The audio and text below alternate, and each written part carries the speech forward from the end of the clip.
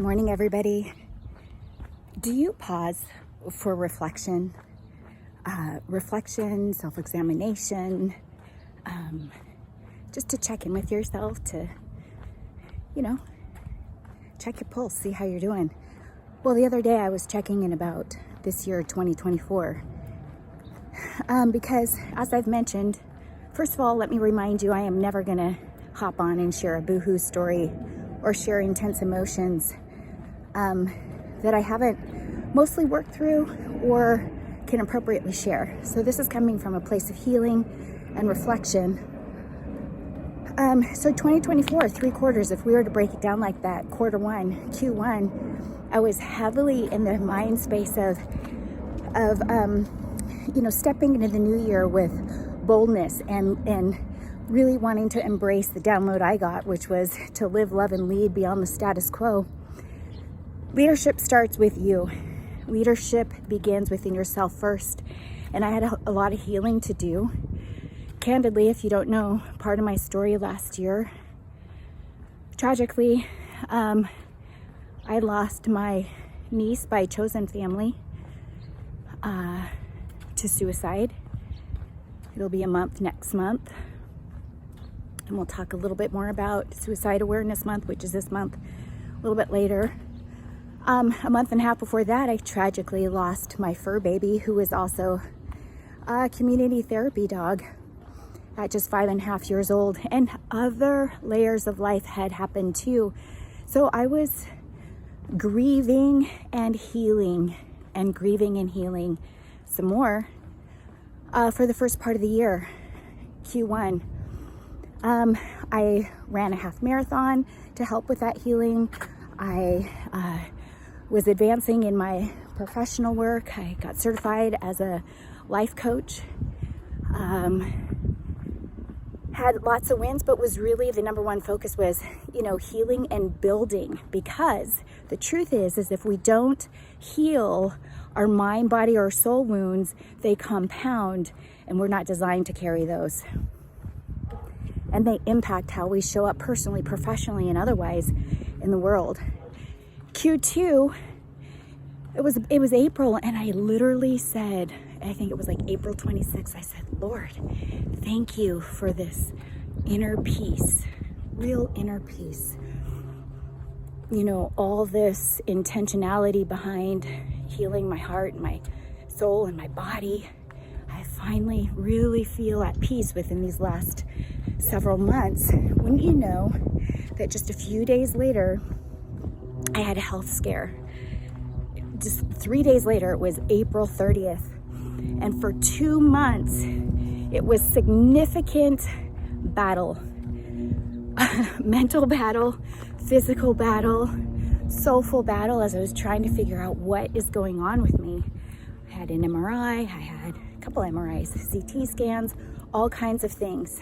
And so for 2 months, I was in that space where I chose to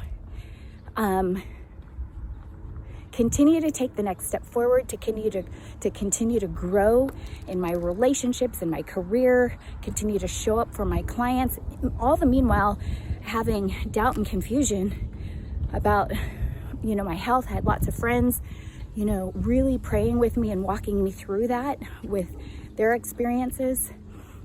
And it took 2 months. There was also a spiritual battle that was going on there too, because it was a crisis of belief.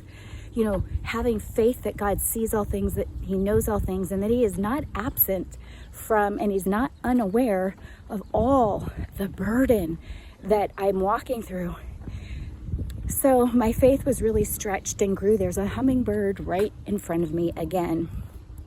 As you know, they come right in my view.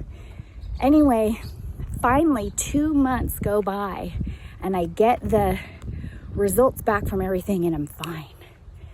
And I'm like, what? They could find nothing. So literally, there's a dragonfly. I wish you guys could see this. These things come right to me. You're not going to see it. That's another story. But I seriously, I was like, Lord, did you heal me in those 2 months of battling mind, body, soul, and then of course my spirit. Did you heal my body during that time? Anyway, that breakthrough came July 1st, just in time for Liberation Day on July 4th, my birthday, my anniversary. And then a week later, I got some heavy news where it's time to step into a new level of service, of leadership, of self-care, of all the things. And why do I tell you all this? I tell you all of this to, again, be real and say, hey, life is happening. What's going on in your life? What's going on in your relationships? What's going on with your health? Life is not doom and gloom. That's not what I'm saying, but there's a reality. And I want you to know that no matter what you're going through, you are not going through it alone. Oftentimes we live in these sort of silos and we think, I'm the only one who's carrying the burden of all of this stuff.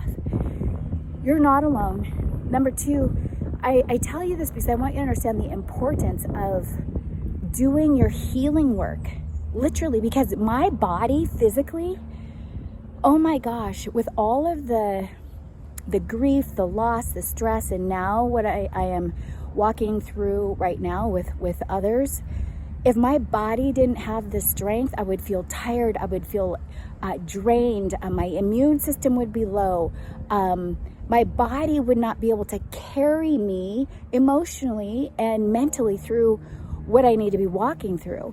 So there's such importance to mind, body, soul health. And now we're heading into Q4. And you know what? Here's what I want you to know. The other reason why I tell you this is because I stayed present to this last year and before, but specifically to the fear, to the pain, to the hurt, to investigating my physical health and dealing with all the things as they were. Guess what? I am prepared. So through these trials, through the tension, through the rub, through the unknown, through the fear, through the doubt, and staying present, I developed skills to be prepared for right now. And right now it is calling upon everything that I've learned, experienced, etc. my whole life. So I hope this is encouraging to you. What are you pausing to reflect upon? How's your year been? What might you add, change, modify, or create differently as you head into Q4? We are upon a new season, the fall season, and now's a great time to take a good look at where you're at, where you want to go, and how you're going to get there.